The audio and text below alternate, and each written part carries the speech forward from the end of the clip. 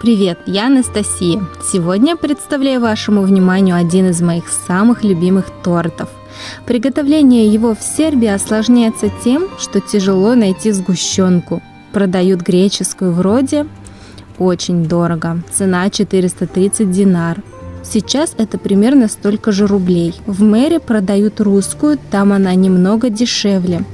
Вареную сгущенку мы видели только на заправке «Газпром». Тоже не вариант. Для сербских зрителей скажу, что в России вареная сгущенка стоит до 200 динаров. В общем, как вы понимаете, самый лучший вариант приготовить варенку в домашних условиях. Это будет гораздо дешевле и полезнее. Ссылку на рецепт я оставлю. Остальные ингредиенты простые и доступны. Итак, кладем масло комнатной температуры, яйца, добавляем еще сухие ингредиенты, сметану, замешиваем тесто. Убираем его сначала в холодильник на 15 минут, затем в морозильник на 30.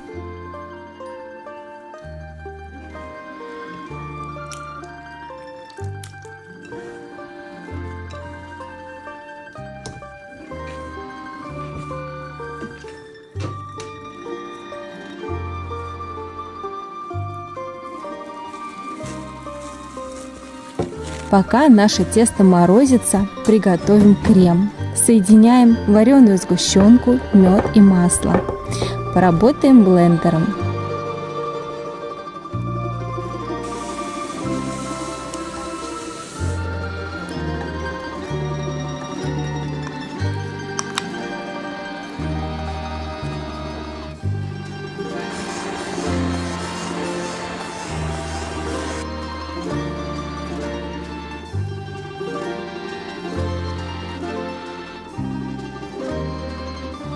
Замороженное тесто необходимо измельчить, для этого трем его на терке или пропускаем через мясорубку.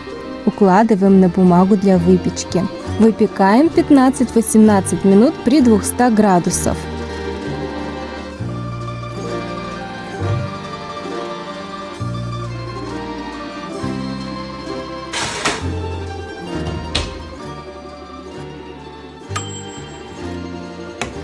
Остужаем, ломаем на кусочки, перемешиваем с кремом и укладываем в виде муравейника.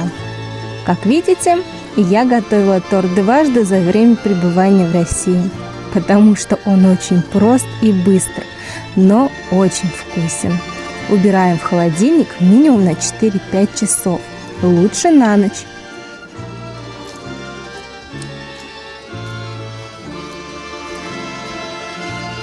Готовый торт украшаем шоколадом и маком. Да, первый торт без мака. В другой раз я откопала его в запасах.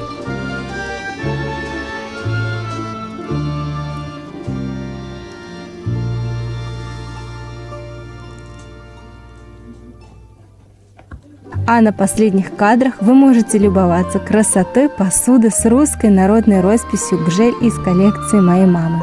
Настоящий русский натюрморт.